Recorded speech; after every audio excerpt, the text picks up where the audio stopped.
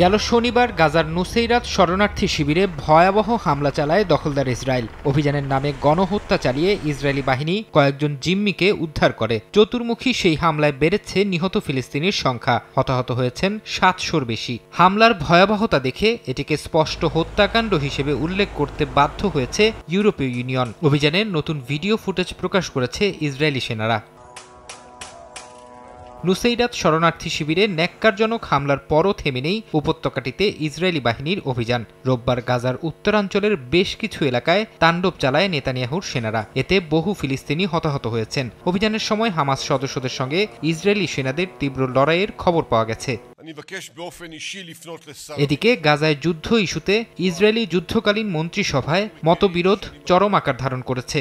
এর জেরে পদত্যাগ করেছেন মন্ত্রিসভার গুরুত্বপূর্ণ সদস্য ও যুদ্ধকালীন মন্ত্রী বেনি গান্টজ। রোববার স্থানীয় সময় রাতে জরুরি এ মন্ত্রিসভা থেকে তিনি পদত্যাগের ঘোষণা দেন। মন্ত্রিসভা থেকে সরে দাঁড়ানোর সিদ্ধান্তকে কঠিন ও বেদনাদায়ক উল্লেখ করে তিনি বলেন, প্রকৃত বিজয়ের দিকে এগিয়ে যেতে বাধা দিচ্ছেন নেতানিয়াহু।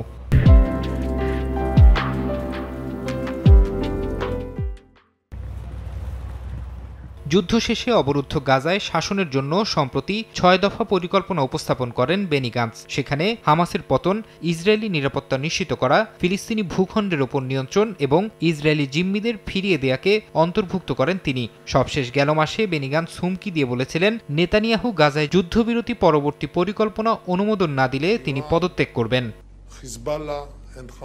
ফরহাদ চৌধুরী, সময় সংবাদ।